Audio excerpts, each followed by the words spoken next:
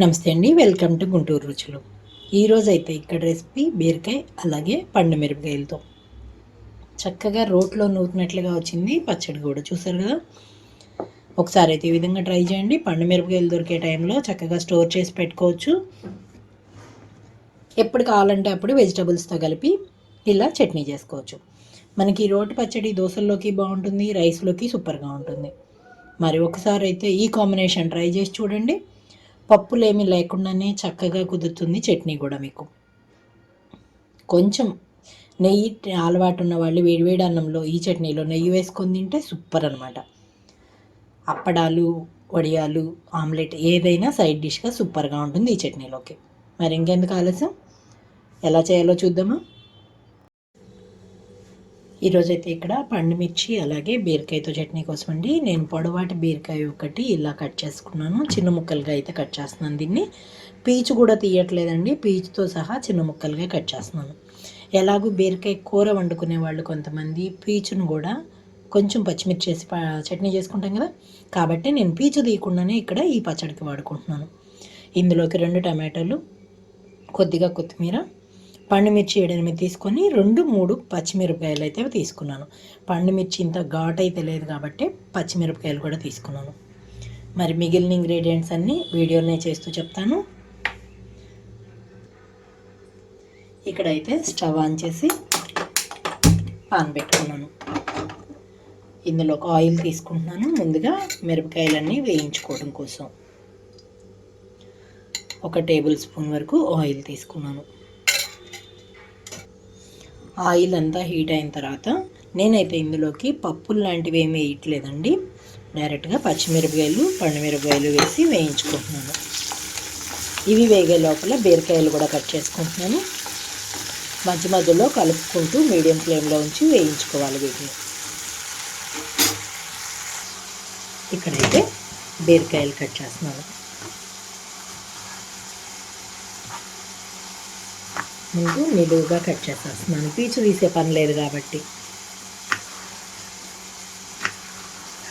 ఇలా చూడండి, 1 ఇంచ్ వెడల్పుతో ముక్కలుగా కట్ చేసుకున్నాను నిలువుగా.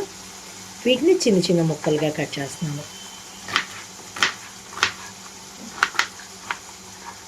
చూసారు కదా, ఇలా మొత్తం కూడా ఇలా కట్ చేసి పక్కన పెట్టుకోవాలి. ఇప్పుడు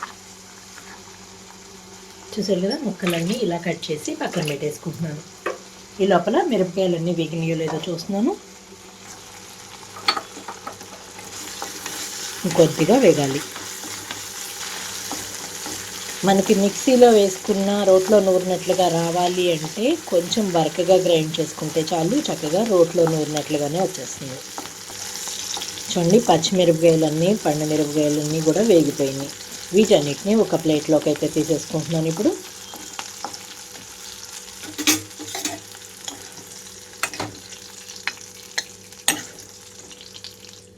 ఇప్పుడు ఇందులోకి కొద్దిగా ఆయిల్ తీసుకుంటున్నాను.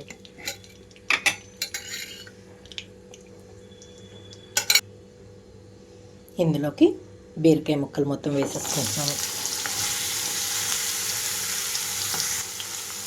అలాగే టమాటో, కొంచెం కొత్తిమీర కూడా వేస్తున్నాను.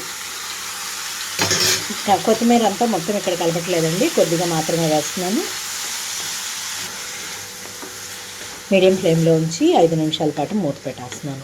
టమాటోలో ఉండే వాటర్తోనే మగ్గిపోతుంది, బీరకాయలో కూడా వాటర్ ఉంటుంది కదా.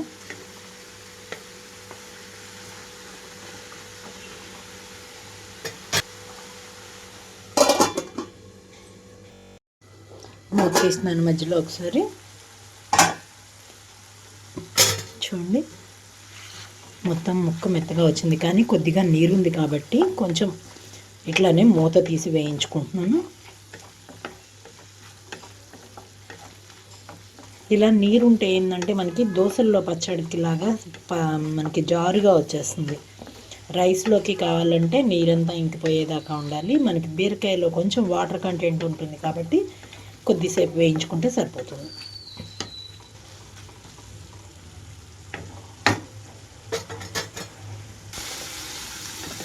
రెండు 3 నిమిషాల తర్వాత చూడండి, ఉన్న నీరంతా పోయింది. ఇంకా నేను స్టవ్ ఆఫ్ చేసేసి ముక్కలైతే కొద్దిగా ఆరనిస్తున్నాను. స్టవ్ ఆఫ్ చేసేసాను. ఇంకా ఈ ముక్కలన్నీ కొంచెం ఆరిన తర్వాత మిక్సీలో వేసుకోవాలి.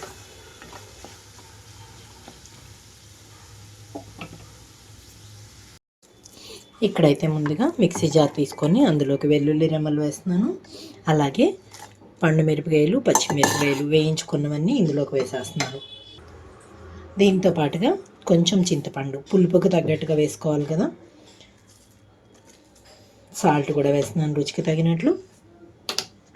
కొద్దిగా గ్రైండ్ చేస్తున్నాను వీటిని. మూత తీస్తున్నాను. చూడండి చక్కగా గ్రైండ్ అయిపోయింది. ఇక్కడ దీంట్లోకి ఇప్పుడు నేను కొంచెంగా జీలకర్ర కూడా వేసేసుకుంటున్నాను. అలాగే వేయించి పెట్టుకున్న బీరకాయ టమాటో ముక్కలు కూడా వేసేస్తున్నాను.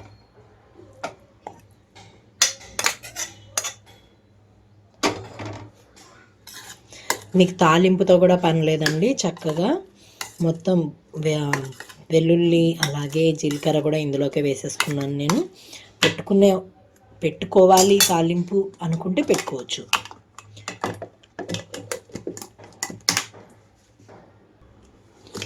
చూడండి అక్కడక్కడ బీరకాయ ముక్కలు చిన్న చిన్నవి కనపడుతున్నాయి కదా. ఇలా చేస్తే రైస్లోకి అయితే మీకు రోట్లో నూరిన పచ్చడి తిన్న ఫీలింగ్ అయితే వస్తుందండి. చివరిగా కొంచెం కొత్తిమీర అయితే కలిపేస్తున్నాను నేను ఇక్కడ. సర్వింగ్ బౌల్లోకి తీసుకుంటున్నాను. ఇష్టపడే వాళ్ళైతే మీరు చక్కగా తాలింపు కూడా పెట్టుకోండి. సర్వింగ్ బౌల్లోకి తీసుకుంటున్నాను. ఇంకా